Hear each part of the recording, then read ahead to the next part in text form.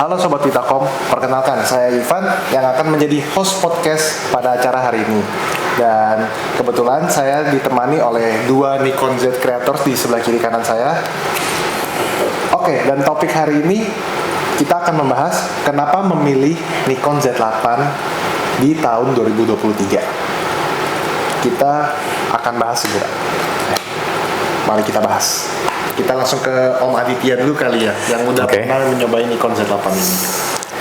Jadi alasannya kenapa di tahun 2023 ini cukup worth kita menggunakan kamera Nikon Z8 ini, yang kita tahu ya kamera yang baru keluar di bulan Mei akhir ini.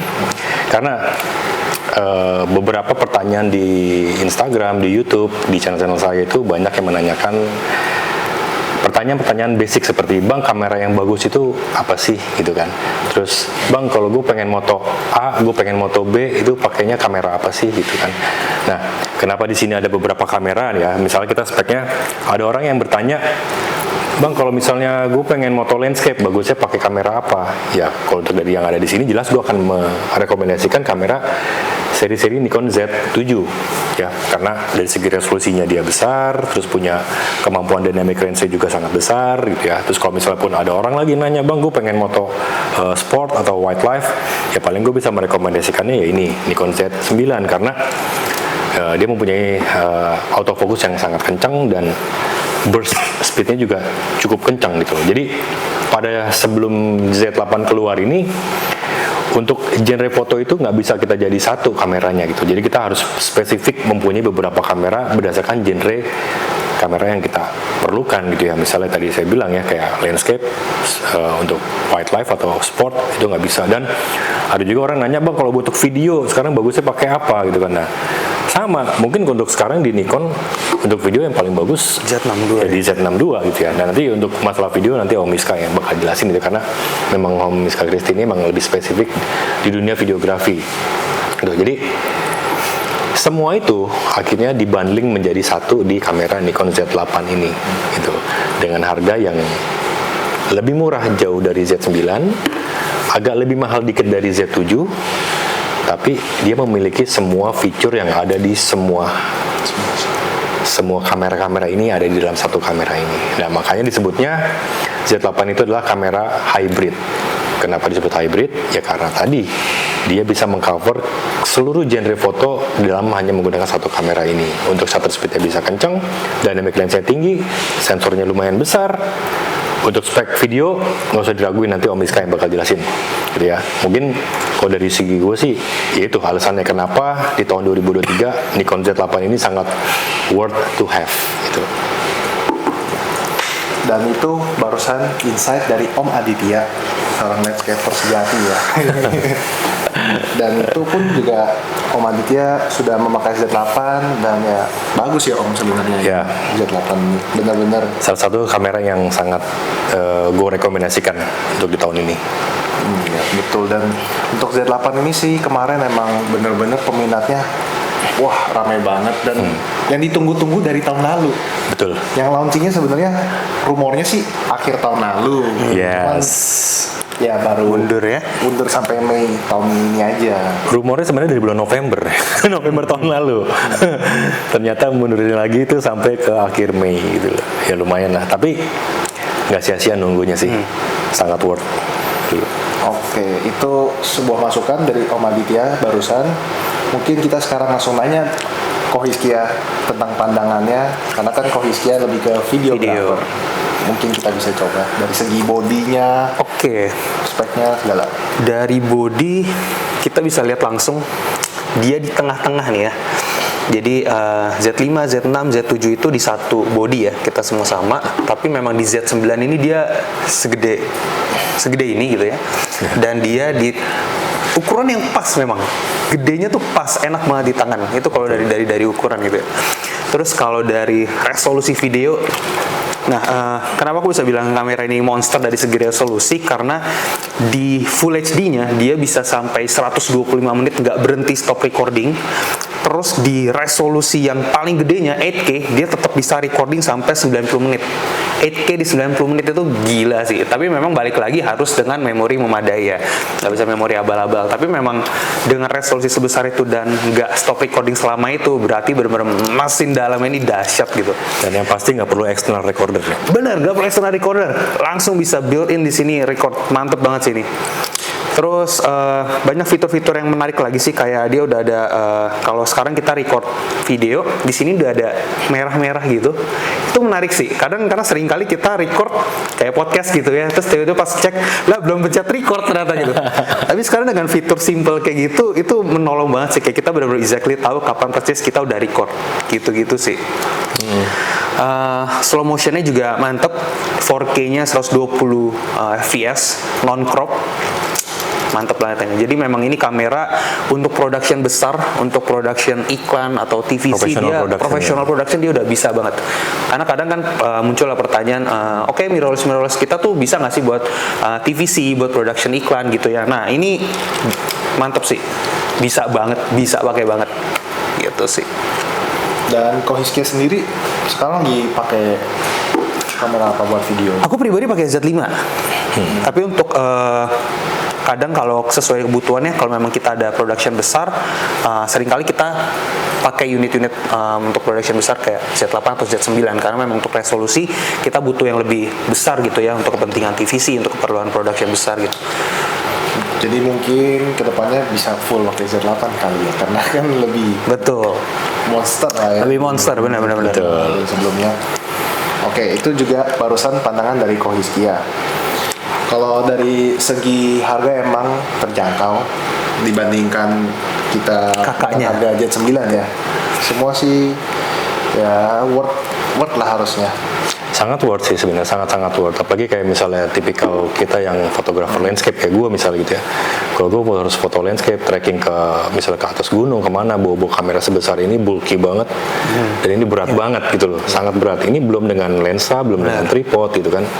Nah, tapi kalau misalnya pakai ini Z8 ini ya sama aja kayak soal gue bawa Z7 gitu loh, jadi nggak terlalu signifikan banget bedanya, dan space di tas juga nggak makan space banyak gitu kan, karena ya tingginya lumayan ya, sama Z7 beda-beda tipis lah gitu ya. Kalau dibanding dengan Z9 aja dia harus ngabisin satu space sendiri ibaratnya gitu loh. Dan kita butuh tas yang agak sedikit dalam kompartemennya, nggak bisa pakai tas-tas yang biasa. Kalau kita pakai tas yang biasa, naruhnya mesti ditidurin supaya bisa muat. Tapi itu akan lebih makan tempat lagi, makan space lagi gitu ya. Dan makanya tadi gue bilang untuk di tahun 2023 ini salah satu kamera yang masuk list itu ya harus dimiliki, must have lah ibaratnya. Walaupun kalau dari segi harga sebenarnya nggak bisa dibilang murah banget, tapi kalau misalnya kita bicara dari segi teknologi, spesifikasi, dan beberapa fitur-fitur kelebihannya, ini bisa digolong ya reasonable gitu loh, murah hitungannya, nggak yang sampai overpriced banget gitu loh. Itu mungkin ya itu tadi penjelasan dari gue sih kenapa gue sangat excited gitu dengan Z8 ini. Terus flip screen-nya ya, menarik ya Om ya. Itu. Tadi baru kita bahas kayak ini mantep banget sih. Biasa mirrorless kan kita flipnya terbatas sampai sini aja gitu ya Om ya. Buat landscape gitu ya. Tapi dia juga bisa di vertikal. Dan yang menarik lagi di sini dia masih bisa di flip lagi. Ini gokil sih. Jadi di tempat-tempat yang memang sempit gitu ya, ini benar-benar bisa diputar-putar di segala arah. Ini keren banget sih. Orang udah nggak perlu takut lagi. Iya, semua angle kita bisa, angle-angle ekstrim kita bisa nggak encok bener. Betul. Segala angle ekstrim bisa. Sedangkan kalau di Z9 kalau kita perhatiin ya, dia kan hanya vertikal dan stuck gitu loh. Nggak sebebas itu gitu loh. Super fleksibel di sini. Dan untuk gripnya pun hampir mirip-mirip ya rata-rata kamera ini ya. Nah, jadi kalau misalnya buat teman-teman yang sebelumnya masih pakai DSLR, terus nyoba pindah ke Z series, ya saat kalian menggunakan Z8 langsung, itu nggak akan beda, nggak akan ngerasain beda. Ya. Nggak akan ngerasain feel yang beda. Apalagi kalau kalian sebelumnya pakai seri-seri D810, 850, pokoknya 8 series lah ya, masuk ke Z8, ya feels like home lah, hampir nggak ada beda gitu. Benar-benar. Dan beratnya sih lebih ringan dibandingin kayak 850 ya, 850 kan dia udah 1 kilo lebih gitu ya. Kalau ini masih di bawah 1 kilo, masih 900-an gram something lah gitu. Jadi jauh lebih murah dibandingkan 850 untuk dari segi beban beratnya. Paling yang perlu disesuaikan settingan-settingan beberapa lah ya. Dia Ya, sendiri mau gimana. penyesuaian. Ya itu minor lah, karena kan setiap orang atau setiap fotografer mereka punya setupnya sendiri-sendiri gitu kan, nggak bisa disamain. Custom-customnya pun banyak, tombol-tombolnya mau kita main ya. Sangat banyak, dan dia banknya pun bisa di custom gitu. Betul. Dan memang kemarin saya juga barusan nyobain buat Birding. Birding ya. Wow, mantap nih. Selain birding juga nyobain videonya. Videonya itu live view-nya tuh tepat banget sama apa yang kita lihat live view-nya dia. Dan yang katanya live view-nya berbeda dengan seri-seri Z sebelumnya, Z7, Z6. Live view-nya benar-benar gak nipu lah hitungannya, benar-benar sesuai dengan apa yang kita bidik, dengan apa yang kita lihat. Karena sih banyak kan peserta ngomong gitu juga. Oh, Dan emang jadi pada tertarik, tapi emang beberapa juga udah punya. Udah nggak perlu pinjem lagi. betul. Saat ada trip atau hunting malah udah punya sendiri kebanyakan. Dan mereka pun beberapa yang sudah nunggu lama dari D850. Jadi mereka tuh megang D850 ditawarin Z9 nggak mau. Awalnya emang udah sempet mau gitu beberapa, udah ditawarin Z9, Z6, Z7 hampir nggak mau, dan pas muncul Kekeh ya? Z8 udah seperti tidak pas gitu ya. dipikir-pikir lagi gitu langsung. Nah. Saya mau gitu, dan mungkin karena itu juga kelebihan. Ya itu tadi yang tadi gue bilang ya, yang gue notice karena gue juga dulu sebenarnya kan pakai DSLR user juga lah, 8 series gitu ya. Nah, makanya tadi gue bilang pas gue pegang Z8 itu feels gue langsung ngerasa kesana gitu loh. 850, 810, ya itu kayak gitulah. Saya gitu loh. nostalgia ke DSLR lama nih ya. Betul. Dan untuk beberapa orang yang misalnya bilang, ini lawannya apa ini? Kita sebenarnya juga nggak bisa bilang lawannya apa, karena setiap brand pasti Akan ada, punya lininya masing-masing lah ya. masing-masing. Dan kalau misalnya mau dibilang saingan pun kita juga ya nggak bisa mention gitu. Nggak bisa mention, dan ya kurang etis lah kalau kita banding-bandingkan di sini gitu ya. Emang tergantung pribadi juga warnanya Betul. apa, settingannya. Terkadang kan ada juga beberapa brand lain, brand A, brand apa nggak mau pindah karena udah males, udah punya lensanya banyak. Yes. Dia mau jual juga pusing. Masalahnya kan bukan karena, mungkin juga salah satu masalahnya harga. Harga yang udah begitu, kalau jatuhnya second kan udah jatuh drop banget harganya. Pasti. Dan balik lagi, oh dia harus koleksi semua lensa ini lagi di brand B lagi misalnya. Jadi mungkin mereka pikir di situ, kenapa nggak mau berpindah brand ya karena itu. Ya terlalu banyak yang dikorbanin lah kasarnya. Kecuali emang bener-bener brand tersebut dia ngeliatnya emang udah mengecewakan, kalau emang sama punya budget mau ganti semua ya sebenarnya nggak masalah. Atau untuk yang para hobis yang memang koleksi kamera nggak ada masalah, karena di teman-teman kita sendiri juga banyak kan kayak gitu. Punya beberapa langsung brand. Iya, Bisa langsung banding. beberapa brand yang mereka memang ya demen ngoleksinya gitu loh, dan mereka ya berdasarkan experience sendiri, jadi mereka bisa merasakan sendiri bedanya itu dari masing-masing brand itu apa gitu kan. Jadi nggak hanya Cuma katanya denger orang gitu kan. kata si A, kata si B, ini gini, ini sini gini. itulah. Bisa rasain langsung. Betul. Tapi ya itu emang kelebihan dari Nikon Z8 sendiri ya. Buat dari segi semuanya ya udah pas lah. Pas. Untuk sekarang belum ada kayak komenan negatif atau komentar tentang Nikon Z8 ini. Betul. Sejauh ini masih seperti anak desa ya, gadis desa ya ibaratnya ya. Atau Dipuja-puja ini. masih dicari-cari barang Iya, pun iya. juga ya nggak terlalu banyak. Oke. Makanya bisa dibilang Stok terbatas ya. Stok terbatas, dan batch 1 kemarin udah habis juga. Ya kan? Sekarang kita masuk di batch kedua, betul? Betul. Kalau dari kabar masalah stok, satu dunia lagi mencar-mencar cari ini semua. Oke. Iya. Cari Z8 ini sampai bener-bener shortage itu Oke. gara-gara emang banyak banget setelah review yang batch 1 mungkin jadi batch 2 jadi Iya. Banyak yang penasaran ya. Nah, itu sih kalau dari segi Nikon Z8.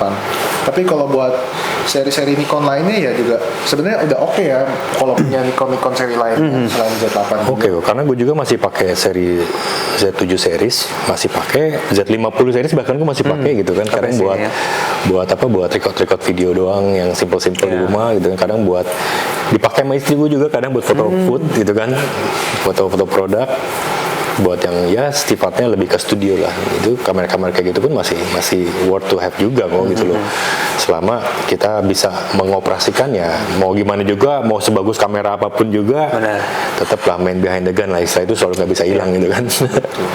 Dan kalau buat entry sendiri sampai ada yang mau tanya, paling kita kalau entry di Nikon itu ada Z30, Z50, ZFC.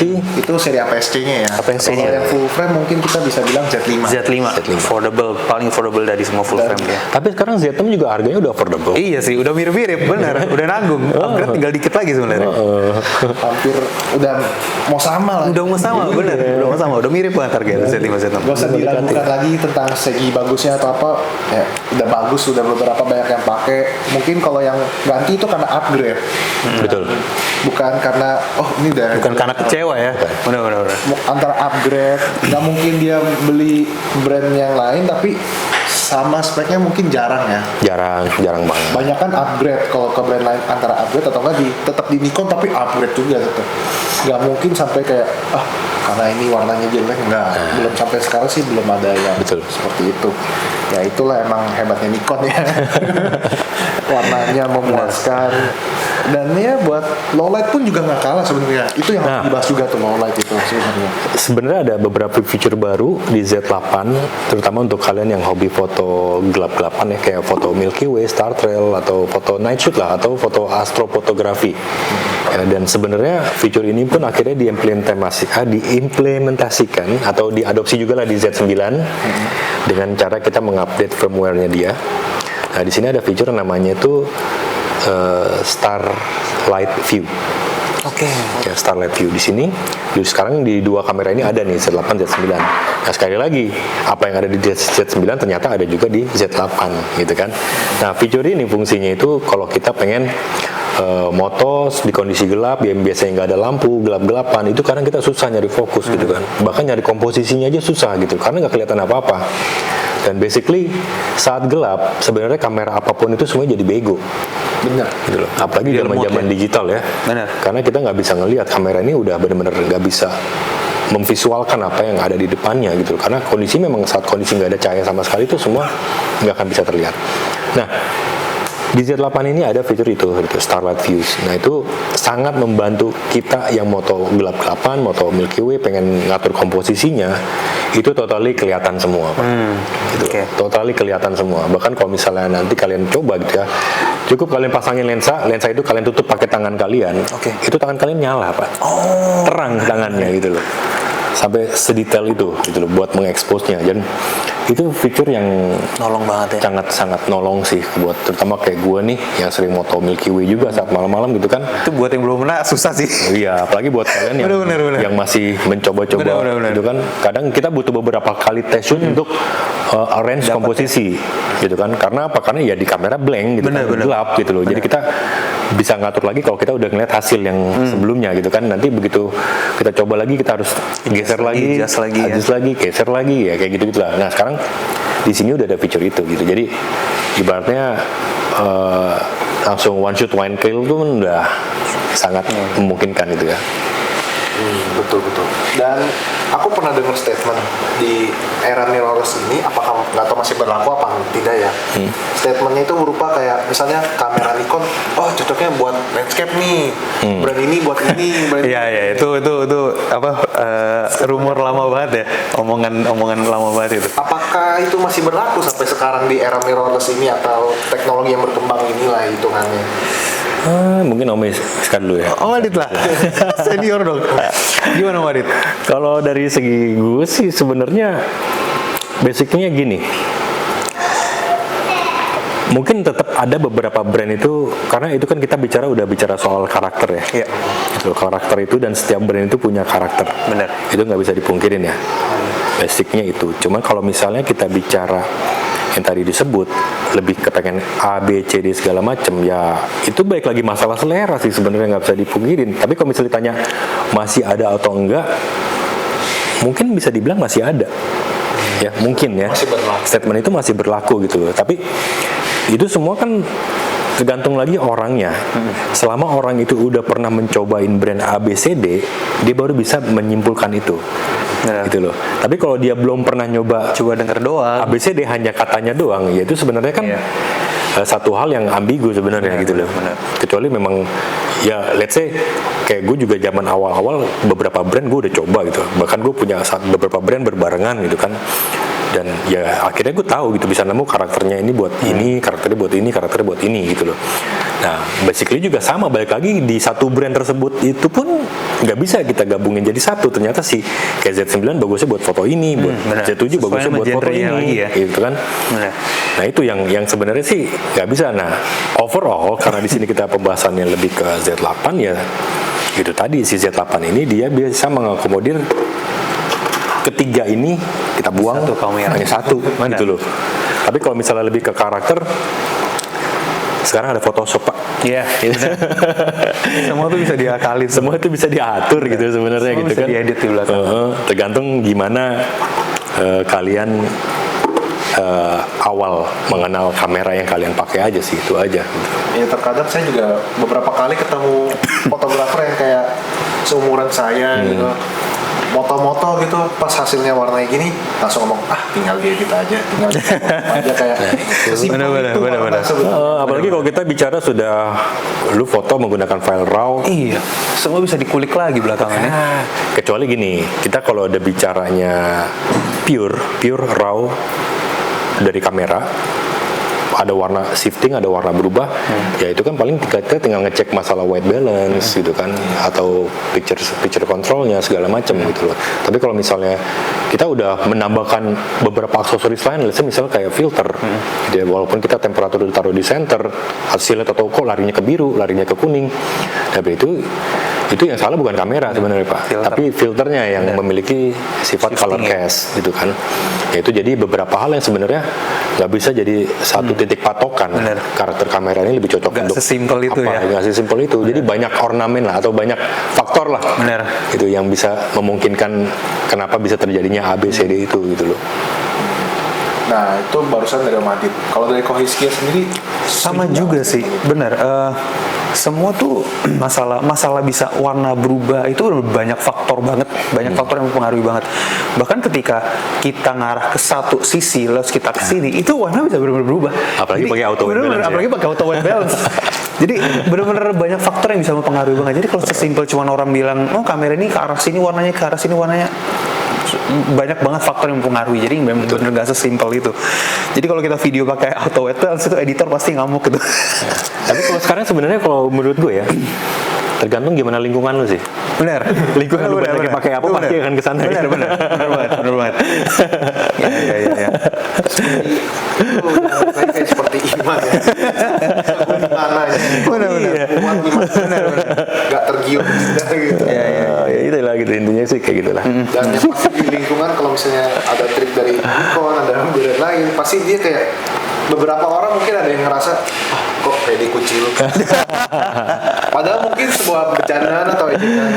Mungkin kan tiap orang beda-beda, ada yang dikucilkan, ada yang sampai gengsi sampai mungkin ikut trip itu bayar tapi nggak muncul. Sempat ada kejadian itu. Oh iya. Nggak muncul. Oh gitu. Sempat kejadian. Jadi dia nggak muncul di tripnya. Di eventnya. Oke. Meskipun namanya ada, dia hadir di spot yang sama, fotonya juga dikirim, cuman ada sempat kejadian seperti itu. Mungkin nggak tahu emang karena mikirnya, ini Nikon semua nggak enak kan? Oh, Iya. saya tahu itu kayaknya. Saya tahu itu. Iya. Ya mau gimana, untuk sekali lagi kalau setiap ada workshop brand seperti itu ya nggak usah. Sebenarnya nggak usah sih, nggak ngaruh sih sebenarnya. Santai aja, malah bisa jadi patokan kalau misalnya mentor pasti bisa ya ngejelasinnya. Ini Bisa. Gimana. Bisa sebenarnya. Mungkin bisa sebagai patokan kayak, ini hasilnya gini, gini. Jadi ya nggak perlu berkecil hati karena beda brand jadi. Sebenarnya bertanya. semua brand fungsinya sama. Bener. Hanya istilahnya yang beda. Yang bikin kamera jelek tuh nggak ada lah. Iya. Hanya istilah yang beda. Bener. Jadi kalau ditanya kita mementoring suatu hal atau dia menanyakan suatu hal yang tentang settingan atau apapun Namanya dengan beda, kamera yang nama-namanya berbeda, aja ya. hanya istilahnya aja yang berbeda gitu. Tapi cara pengoperasiannya sebenarnya sama gitu loh. Paling hanya kebalik meteringnya gitu kan. Biasanya ke kiri ini ke kanan, Ya. gitu-gitulah. Minor sebenarnya gitu kan. Cuman itu tadi semuanya sama gitu loh. Mau kita mau pakai brand apa, ya let's say kita moto tujuan kita apa sih gitu kan, menghasilkan karya yang bagus. Ya saat kita display di Instagram atau kita posting, yang kita lihat kameranya emang kan bukan. Nah. Yang kita lihat apanya? Yang behind the gun. Fotonya Sama gitu fotonya. loh. Betul. Habis itu lu kepo, baru nanya, "Bang, kamera pakai apa?" Dan apa? Benar. Baru lihat captionnya, oh pakai ini gitu ya. Ya overall kayak gitulah gitu loh. Jadi sebenarnya kamera itu kan hanya penunjang ya atau membantu kita untuk menghasilkan suatu karya gitu ya. Dan semuanya itu ya mau either kalian pakai HP pun sebenarnya bisa-bisa aja gitu kan. Cuma kan mungkin kalau kalian udah bisa menggunakan DSLR atau mirrorless ataupun anything gitu ya, itu akan jauh lebih terlihat profesional. Bisa explore lebih Bisa banyak ya. explore lebih banyak dan kalian bisa jualan gitu. Dalam arti jualan itu Ya, kita pakai kamera lebih ke ini. sisi komersil. Benar. Gitu. Ya nggak mungkin kalian foto wedding pakainya handphone. Saya bawanya handphone. Ya kan itu satu hal yang agak-agak susah juga gitu ya, buat meyakinkan ke klien, intinya itu sih. Benar tuh. Dan terkadang pun lensa sebagai patokan ya, nggak cuma body juga. Misalnya bodinya udah bagus, lensanya masih Iya, harus disesuaikan lah ya. nggak sesuai lah ya itu Iya, iya. kompatibelnya. Sebenarnya sih cocok-cocok aja, cuman mungkin ada segi compatibility lensa kan ada ya beberapa lensa. Sebenarnya kan lensa ya sendiri kalau kayak di Nikon ya untuk seri Z series dia kan ada beberapa spesifikasi. Ada yang S line dan yang non S. Nah itu biasanya beda di kualitas optik. Gitu loh. Dan kenapa yang udah ada emblem S-nya itu biasanya harganya lebih mahal? Ya karena dia memiliki quality optik yang bagus, weather shield yang lebih bagus, dan yang pasti ketajamannya kan akan lebih tajam dibandingin yang non S-nya. Kayak gitu sih. Jadi kalau misalnya kita udah pakai sensor yang resolusinya di atas 36 megapiksel, ya makanya disarankan pakainya yang seri-seri S, itu loh, S line itu. Tapi kalau misalnya masih sekitaran 36 megapiksel ke bawah, masih 24 megapiksel atau bahkan mungkin masih ada nggak yang 16 piksel ya? Udah nggak ada ya. Minimal udah 20 ya. Paling format itu. Ya. Ya. Dan untuk misalnya balik lagi kita ke Z8. Z8 ini kan kalau kita bandingin sama Nikon yang lainnya, ini kayak udah all in one ya tadi yang seperti kata Iya. Mas Aditya ya. Hybrid. Ya, Kita nyebutnya hybrid. Kamera hybrid. hybrid banget dan nggak perlu kayak harus ini mau jadi second camera, first camera. Oh, nggak Mungkin perlu. kayaknya Ini satu bisa ini jadi cocok. satu-satu. Ini udah jadi kamera tempur. Benar. Mau jadi apapun, Bener. apapun bisa kali. Iya, makanya kan tadi gue bilang daripada lu beli satu-satu Bener. ini investasi ini buat beda-beda genre foto lebih mahal jatuhnya gitu kan. Jadi better beli satu ini. Kecuali Bisa untuk semua. emang hobi koleksi ya. Nah, itu beda cerita. Benar. Iya. Atau punya banyak dana nggak apa-apa satu-satu. Itu beda cerita. Karena kita punya teman seperti itu. Itu beda cerita lagi. Ya itu sih pokoknya terserah lah. Benar. Balik lagi ke kalian. Semua saya Bener. mungkin ya Betul. itu terserah. Cuma kalau bagi orang yang lebih memikirkan efektivitasnya, Ya. ya emang cukup satu ini. Benar. Betul. Nggak perlu tiga-tiganya, nggak perlu ada gue mau beli Z8 first kamera, second kameranya apa ya? Iya. Nah, Mungkin atau itu nggak perlu. kalau kalian mau punya first camera and second camera, dua-duanya juga ini juga nggak apa-apa ya. Iya. Benar. Dua gitu. Ya, jatuhnya backup sih. Misalnya rusak. Iya kan. Dua-duanya Z8 mantap. Buat backup. Kadang kan kita nggak tahu ya. Benar. Luar repot itu. Masalahnya kan kalau kita udah bicara backup, tergantung kan kita kebutuhannya. Misalnya kayak Om Iska kan dia lebih prefer ke video kan dibandingin foto. Itu berarti kan mungkin dia bisa mainnya di Z8, backupnya pakai Z6 Mark II, kayak gitu kan. Atau misalnya kayak gue di landscape, misalnya mainnya di Z8, gue bisa pakai backupnya atau secondary-nya di Z7 Mark II atau Z7 series lah gitulah. Gitu loh. Atau kalau misalnya yang Ivan misalnya lebih hobinya di wildlife atau di sport, mungkin mainnya ini backupnya Z9 harus kebalik ya. Mahalan backupannya. Dipikirkan lagi ya. Sebenarnya. Kemarin saya ada dengar dari teman feedback. Oh sayang nih Z8, kenapa baterainya nggak kayak Z9 ya? Karena Z9 baterainya gede tuh. Berarti jadinya Z9 Mark II, Pak. Buat yang makan potong beratnya Potong itu. berat, Betul. potong Jadi size. ya emang dia Bener. baterainya ngikutin baterai Z72, Z62. Yes. Oh, D850 sama ya harusnya. Sama-sama. Dari Z series 6, 7, 850, 810 baterainya sama, Sama semua. Makanya kalau misalnya dibilang kenapa baterainya nggak seperti Z9 ya berarti hitungannya Z9 yang baru. Nggak bisa Ya, bilang. jatuhnya Z9 Mark II nanti. Benar. Gitu loh.